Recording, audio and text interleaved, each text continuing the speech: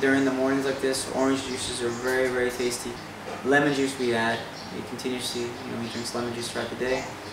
And just consistently, just be mindful of who he is and where he's at, and his feelings too. There will be healing reactions which exhibited will be emotional, very emotional, such as crying, something comes up, anger, there may be a grumpiness which will happen.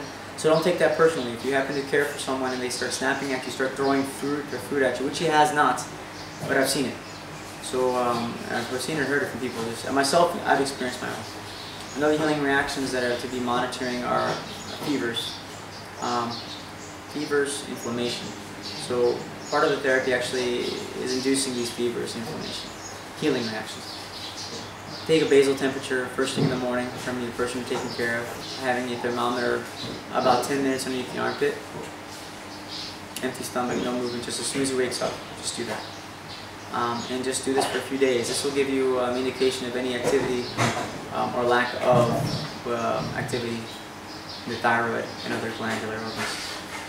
So this is what we pay attention to. Once again, I'm not trying to speak like I know everything, or I don't. I really honestly don't. I read some books and I practice what I read. And that's what I encourage you to do. If you read sources, practice what you read. Whether you be a religious person, practice what you read. Or a scientific person, practice what you read. With this therapy, if you doubt its effectiveness or you're afraid to try it out for whatever reason, practice it. By all means, please prove that it doesn't work. Please prove to me that drinking Coca-Cola all day and getting pills all day and eating jelly donuts and hamburgers all day works. I'll be on board. Totally on board if that's the case. But for now, from my experience with just a few people that I've taken care of personally and seen, these observations, my experience, I cannot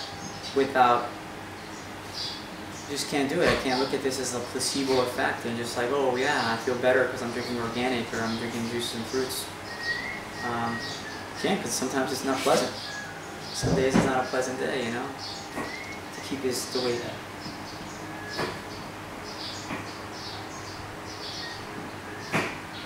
You can hear some of the birds out there. It's actually very beautiful.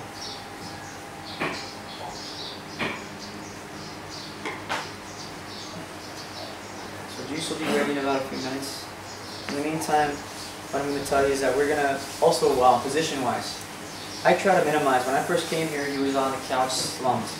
And you can look at the couch that he's slipping on. Now that couch was, since I came here, as clean as you can get it with whatever alcohol or chemicals you want to use to clean it. It is a couch made of leather. Leather, as you know, is made of an animal skin, and an animal skin that's been killed, any animal skin will start rotting and getting bad. So in order to make leather preserve, you add chemicals to it, tanning agents and everything else, and chemicals I probably can't even pronounce, or maybe I can. Regardless of which, it's chemicals. You mix feces and other cleaning agents, you release some of those chemicals back into your skin, let's say. Especially if he happens to be sitting in his own urine or something on occasion, from sleeping. Also, when I first got here, there was a little bit of old orange fecal wet urine baked on the upholstery fabric underneath it and on the floor. And something I want to tell you is that if you ever notice, you ever walked a dog or seen an animal, horse let's say, or even cows, do you ever notice when they in the excrement, when they go, they relieve themselves, there is a massive amount of flies and other insects, and dung beetles and so forth, all over the manure, all over the feces, excrement. Take a moment to ask yourself, well, is that same with humans? And quite truthfully, no. It's not very common unless there's a giant industrial, even then, industrial complex sometimes less, no. But when I saw that, the waste that was on the floor, not one insect was near that.